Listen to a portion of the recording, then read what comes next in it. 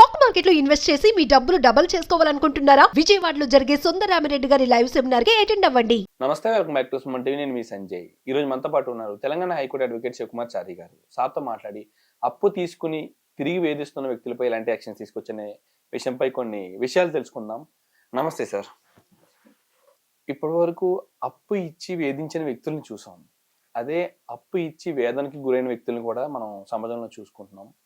ఏదో ఒక సందర్భంలో వాళ్ళకి డబ్బు సాయం చేద్దామన్న ఒక మంచి ఉద్దేశంతో ఇస్తూ ఉంటారు. కానీ వాళ్ళు తిరిగి ఇవ్వడం లేట్ చేయడం కానీ, ఇవ్వను అని కఠినంగా చెప్పడం కానీ చేస్తూ ఉంటారు. ఇలాంటి సందర్భంలో వీళ్ళు ఏం చేయాలి? అసలు వాళ్ళ దగ్గర నుంచి వీళ్ళ డబ్బుని ఎలా వసూలు చేసుకోవాలంటారు?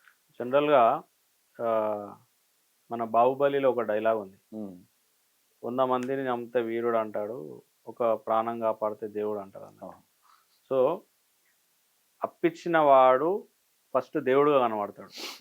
అడిగినప్పుడు రాక్షసుడుగా కనబడతాడు. అవునవును. సో, ఇట్లాంటి సందర్భాలలో ఏమైతదంటే ఒక అప్పు ఎవరికైనా సరే అడిగేటప్పుడు వాళ్ళ కన్నీళ్ళు గానీ, వాళ్ళ బాధ గానీ, లేకపోతే వాళ్ళకున్న సిచ్యువేషన్స్ గానీ, ఆ సిచ్యువేషన్స్‌లో వీళ్ళు హెల్ప్ చేయకపోతే వాడు చచ్చిపోతాడనో, లేకపోతే ఇంకేమన్నా చేసుకుంటాడనే ఒక ఉద్దేశంతోటి, వాళ్ళ లైఫ్ ఎండ్ అయిపోతదనే ఉద్దేశంతోటి, వాడిని ఒక ఆపద నుంచి రక్షించాలనే ఒక ఉద్దేశంతోటి కొందరు అప్పులిస్తారు. కొందరు ఏం చేస్తారంటే మిత్తిల మీద మిత్తిలేసి, చక్రవడ్డీ ఏసి, భూచక్రవడ్డీ ఏసి ఇబ్బంది పెడుతుంది. వాళ్ళ దగ్గర వసూలు చేయడానికి కొందరు అప్పులిస్తారు.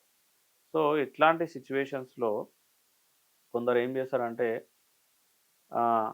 ఆపదలో అప్పులు చేయకుండా, వాళ్ళ అవసరాల కోసం అప్పులు చేయకుండా, వాళ్ళ లావిష్‌గా విలాసాల ఖర్చు, కోసం. విలాసవంతమైన జీవితం కోసం వాళ్ళు అప్పులు చేస్తూ ఉంటారు. సో, ఇట్లాంటి వ్యక్తులు ఏం చేస్తారంటే వాడు 10% ఇస్తా అంటాడు, 20% ఇస్తా అంటాడు మిత్తి. సో, అట్లాంటి మిత్తి ఇచ్చి వాడు లోన్ తీసుకుంటాడు అమౌంట్. తీసుకున్న తర్వాత అరే మనకు కూడా మిత్తి ఎక్కువ వస్తుంది కదా అని చెప్పేసి వీళ్ళు కూడా ఏం చేస్తారు, వాళ్ళకి పైసలు ఇస్తారు. ఇచ్చిన తర్వాత ఒక 2 నెలలు బాగానే మిత్తి కడతాడు. దాని తర్వాత అసలు ఉండదు, మిత్తి ఉండదు. సో, ఇట్లాంటి సిచ్యువేషన్స్లో కొందరు ఏం చేస్తారు అంటే మిత్తికి ఆశపడి, మన వెంకీ సినిమాలో అంటాడు, నేను ఇప్పటిదాకా మీ దగ్గర 18,000 తీసుకున్నాను, ఇంకొక 2,000 ఇస్తే 20,000 అయిపోతుంది అంటే వాడు కన్ఫ్యూజన్ అయ్యి వీళ్ళు ఇలా 14,000 కదా ఇచ్చింది, 20,000 అంటాడు ఏంటి అని చెప్పేసి ఇంకా పైసలు ఇస్తారు. అంటే ఒక అసలును వదిలేసి కుసరు కోసం కకృతి వాడే కొంతమందికి, సో ఎటువంటి డాక్యుమెంట్స్ లేకుండా వాళ్ళు అప్పులు ఇస్తూ ఉంటారు. సో, అప్పులు ఇచ్చిన తర్వాత వాడు ఎప్పుడైతే ఈ యొక్క అమౌంట్ని కట్టకుండా వాళ్ళని వేధించే ప్రయత్నం చేస్తూ ఉంటారు. సో, ఇట్లాంటి సందర్భాలలో ఎవరికైనా సరే అప్పు ఇవ్వాలంటే ఫస్ట్ బేసిక్ థింగ్ వాళ్ళ దగ్గర చెక్ తీసుకోవాలి. సో, దాని తర్వాత ఒక ప్రామిసరీ నోట్ తీసుకోవాలి. దాని తర్వాత ఒక బాండ్ రాసుకోవాలి. ఎందుకు ఇస్తున్నావు అప్పు, ఎంత కాలంలో తిరిగిస్తాడు అనేది పూర్తి స్థాయిలో ఇన్ డీటెయిల్గా టర్మ్స్ అండ్ కండిషన్స్ అనేటివి రాసుకొని వాళ్ళకి అప్పియాలి. ఇవేవి లేకుండా అప్పిస్తే మన ఏదైతే దేవస్థానంలో మనం పైసలు హుండీలో వేస్తాం కదా, అట్లాంటి సిచ్యువేషన్ జరుగుతుంది. సో, ఎవరైనా సరే అప్పు ఇవ్వాలన్నా తీసుకోవాలన్నా ఒక డాక్యుమెంటేషన్ అనేది చాలా ఇంపార్టెంట్ అండి. ఇంకొకటి ఏంటంటే ఏదైతే అప్పు ఇస్తున్నాడో అది ఫోన్పే కానీ, గూగుల్ పే కానీ ఆన్లైన్ పేమెంట్ చేస్తే ఇంకా మంచిది. ఎందుకంటే క్యాష్ ద్వారా ఇస్తే అది నువ్వు ఎప్పుడు ఇచ్చినావు, ఏమి ఇచ్చినావు అనేది ఒక అథెంటికేషన్ ఉండదు. అథెంటికేషన్ ఉండకపోతే అది ప్రూవ్ చేసుకోవడం చాలా కష్టం. సో, ఇట్లాంటి సిచ్యువేషన్స్లో ఆన్లైన్ ట్రాన్సాక్షన్ అనేది చేస్తే మీకు పర్మనెంట్ రికార్డ్ అనేది ఒకటి ఉంటుంది. దాని తర్వాత మీరు చెక్ కానీ తీసుకుంటే దాన్ని చెక్ బౌన్స్ వేసుకొని దాని తర్వాత వాళ్ళ దగ్గర నుంచి మనీ తీసుకోవచ్చు. ఒక ప్రామిసరీ నోట్ వేస్తే మనీ రికవరీ సూట్ వేసుకొని ప్రామిసరీ నోట్ కానీ బాండ్ కానీ ఇస్తే తీసుకుంటే వాళ్ళ పైన మనీ రికవరీ సూట్ వేసుకొని మీ యొక్క అమౌంట్ ఏదైతే ఉందో దానికి సంబంధించిన ఇంట్రెస్ట్ వేసుకొని ఆ కేసుకు సంబంధించిన లీగల్ ఎక్స్పెన్సెస్ కూడా యాడ్ చేసుకొని కేసు ఫైల్ చేసుకునే మనకు ఒక ఆధారం ఉంటుంది. సో, ఇట్లాంటి ఏం లేకుండా ఎవరు అప్పించినా కూడా వాళ్ళు గంగలో పోసిన పన్నీర్ అవుతుంది తప్ప వాళ్ళకి ఎటువంటి ఫర్దర్గా లీగల్గా వాళ్ళకి ఎటువంటి ఎడ్జ్ కానీ ఏముండదు. ఓకే సార్, ఇప్పుడు ఈ డాక్యుమెంట్స్ ఏమీ లేకుండా నార్మల్గా ఏదైనా వ్యక్తులకు అప్పు ఇచ్చామనుకుందాం, వాళ్ళ దగ్గర నుంచి వసూలు కావట్లేదు. అలాంటి సందర్భంలో ఏ సాక్ష్యాలు ఉంటే ఆ డబ్బుని వసూలు చేసుకునే అవకాశం ఉంటుందంటారు?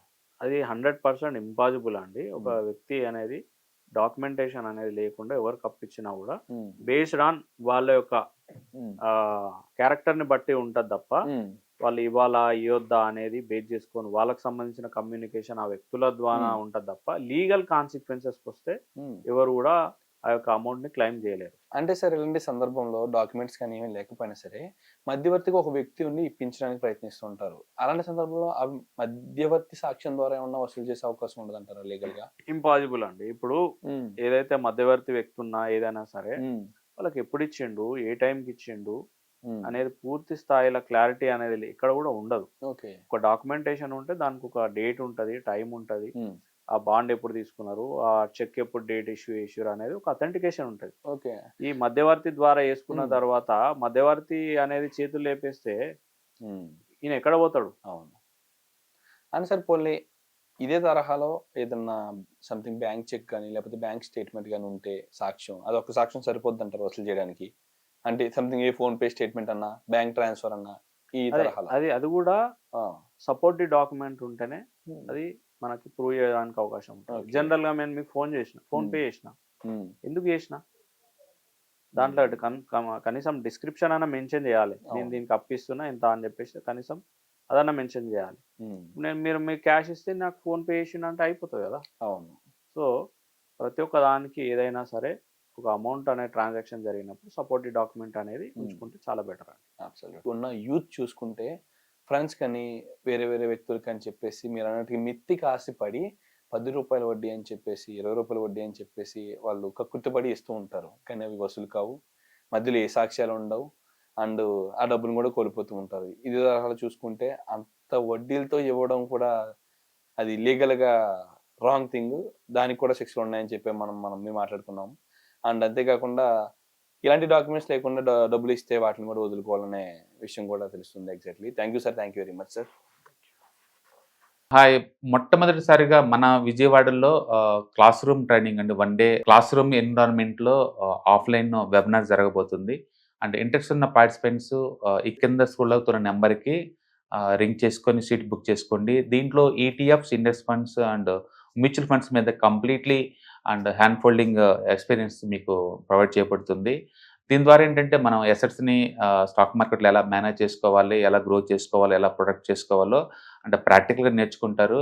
అండ్ ఇప్పటి వరకు మనం ఆన్లైన్లోనే మీరు అటెండ్ అవుతున్నారు. ఇక నుంచి మీరు మన విజయవాడ సిటీలోనే అండ్ లైవ్లో క్లాస్ రూమ్ ఎన్విరాన్మెంట్లో నేర్చుకునే ఛాన్స్ దొరుకుతుంది. కాబట్టి ఇంట్రెస్ట్ ఉన్న పార్టిసిపెంట్స్ కింద స్క్రోల్ అవుతున్న నెంబర్కి పింగ్ చేసి సీటు రిజర్వ్ చేసుకోండి. Thank you.